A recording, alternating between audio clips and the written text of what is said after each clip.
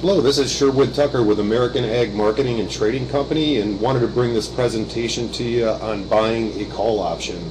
I'm going to get into a few different presentations down the road on options and some different strategies for you, but thought we'd start with the basics of buying a call option here first. Here's our contact information. Our website's www.americanagmarketing.com. You can go there. We have a live blog. You can reach us if you need some trading recommendations, help with your trading plans. We're a full service as well as a discount brokerage firm here in Chicago, so feel free to get in touch if you have any questions. Our phone number is also there, direct 312-987-2072. And before we get started here, here is a couple disclaimers to go over, because we are dealing with the futures markets and leveraged transactions. So first thing you need to know is the futures markets and obviously options do involve substantial risk and are not suitable for everybody. The information contained in this presentation is believed to be from a reliable source, yet there's no guarantee given as to its accuracy or completeness, although I did try to put it together as accurate and as complete as possible for you.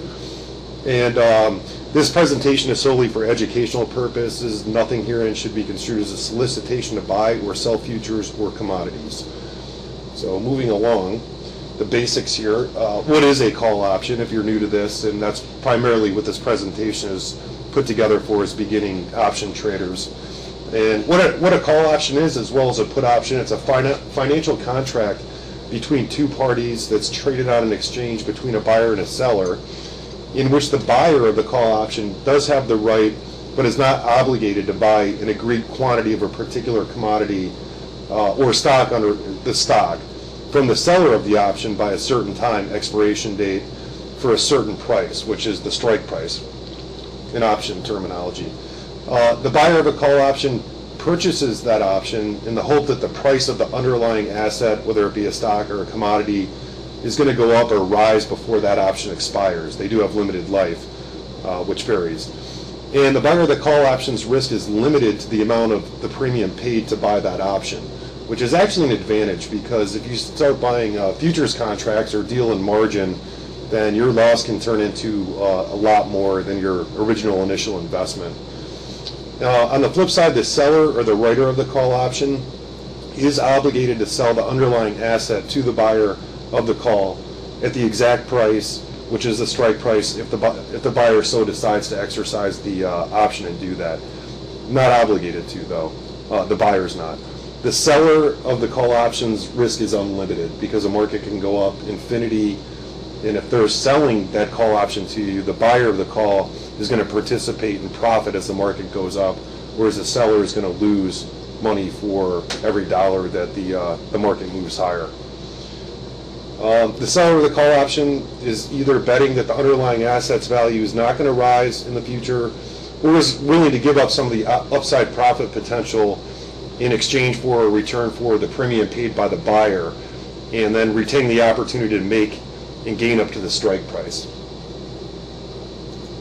Here's a graphical representation of what a long call option looks like, how you can lose, how you can make money. So on this axis is the profit or loss, whether you're losing money or making money. Obviously, if you paid $200 for the option, your risk is limited to that $200. That's the most you can lose, plus commissions and fees. If the strike price looks here to be about 45, that's going to be your break-even point. So if the commodity or stock price hits $45, that'll be your break-even. And as you see here, as the price goes higher and higher, your profit is going to go up in the same manner. Some of the advantages and disadvantages of buying a call option, start out with the disadvantages first, is that time decay definitely works against you when you're long options. If you're short options or the seller, it works for you. You want time to run out as fast as possible so you can keep the premium and the market doesn't move against you. So our advice is to always give yourself plenty of time, at least 3 months, if you're buying a call option or buying a put option or any option strategy that you're going to be long. And a lot of people out there get fooled into thinking that shorter term options are cheaper than going out and buying a longer term option. And in price, it may look like that. So if you give yourself 30 days, obviously at the same strike price, you're going to end up paying less than if you bought an option for 60 or 90 days because of the time value alone. But one thing we tell our clients to look at is take a longer term option, let's say a 12-month option, and yeah, you're going to pay more than a 30-day option, but divide the price of the option by 12, which would be the 12 months, and then you can see how many cents per month or dollar per month you're paying for that particular option. And you're going to find out it's a lot cheaper month to month to buy a longer term option, which obviously works in your favor.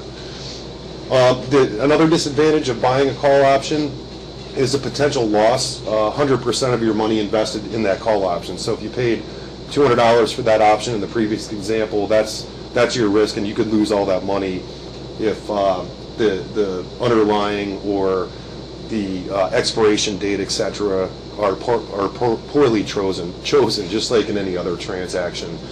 And also, high leverage can be dangerous, obviously, if the underlying asset moves against you. So don't overtrade your account, meaning position size your account correctly per the amount of equity you have. Don't buy too many options where it can put you in a potentially dangerous situation and be wiped out in one shot if the market does move against you. Overtrading is also just buying and selling way too much, which racks up commissions and transaction fees for your broker, but is very detrimental to your account as well. Some of the advantages of buying a call option is that it's definitely cheaper than buying the underlying asset outright, whether it be a commodity or a stock. For example, if you bought 1,000 shares of Microsoft at $25, you would have to outlay $25,000 to control 1,000 shares of that stock.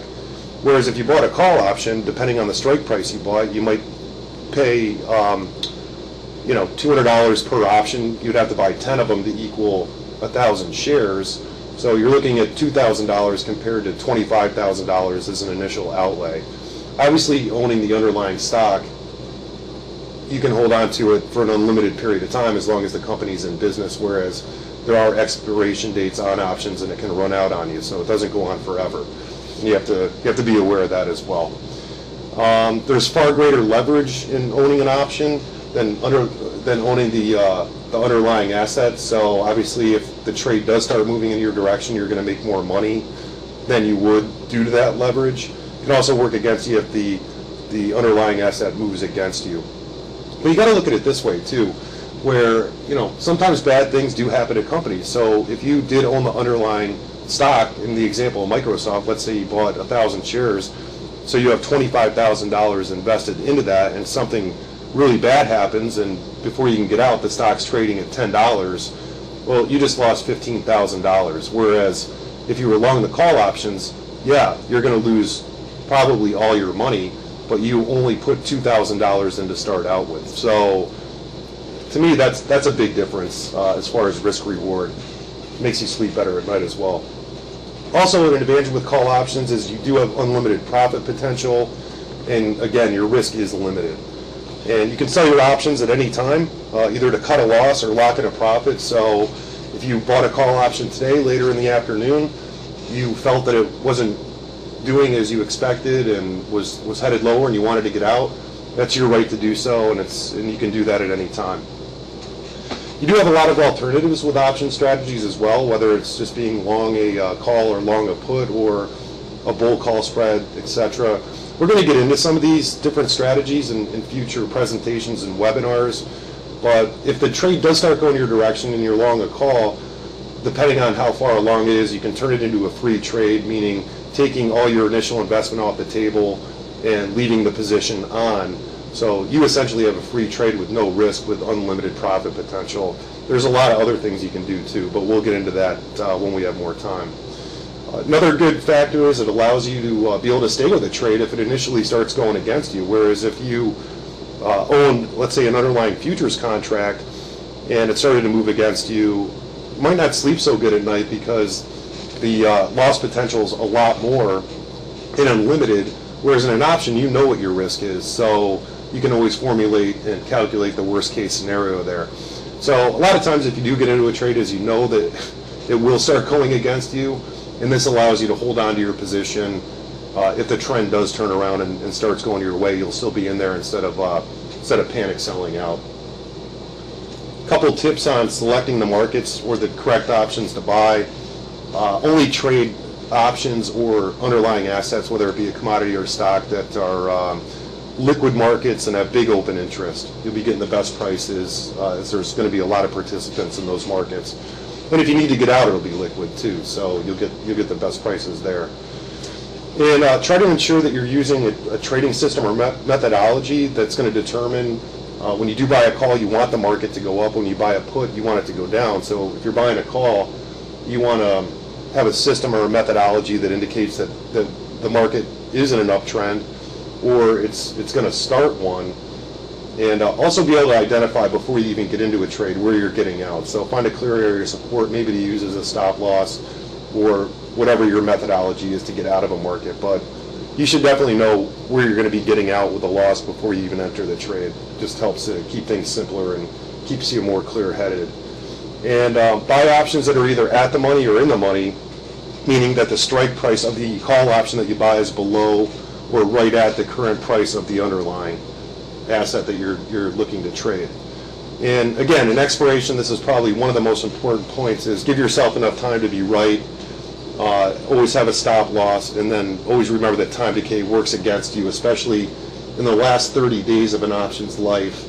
It's going to start to deteriorate the quickest due to time value, especially if it's out of the money. So just be aware of that fact as well. That's about it for this presentation on buying a call option. If you have any questions, again, visit our website. You can reach us there. You can also call us directly anytime or send us an email, whichever way is easiest for you and you're most comfortable with. We do have a blog, as I mentioned, that we keep updated daily. And if you have questions or need some help from a broker or an advisor, get in touch with us. That's what we're here for. Be more than happy to answer any questions for you and go over any trade ideas you may have in the markets. And as an ending note, this is a disclaimer that you can read, and take your time to do so, just so you understand the risks of trading futures and commodities and options and stocks, if that's what you so decide to do. Again, my name is Sherwood Tucker. Thanks for taking your time to watch this presentation, and I look forward to hearing any comments or questions you may have. Thanks again, and have a great day.